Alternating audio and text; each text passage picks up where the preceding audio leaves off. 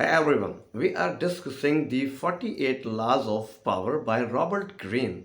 The first law is never outshine the master.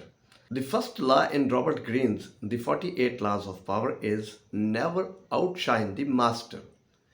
This principle emphasizes the importance of making superiors feel superior and secure in their positions. Displaying too much talent can provoke feelings of insecurity and resentment, leading to backlash against the one who outshines. Green illustrates this with historical examples, notably the downfall of Nicholas Fouquet, finance minister to King Louis XIV.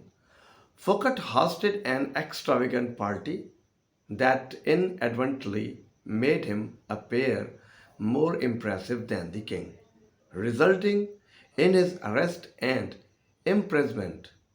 The law advises individuals to navigate power dynamics carefully, ensuring that their abilities don't overshadow those in authority, thereby maintaining their own positions and safety.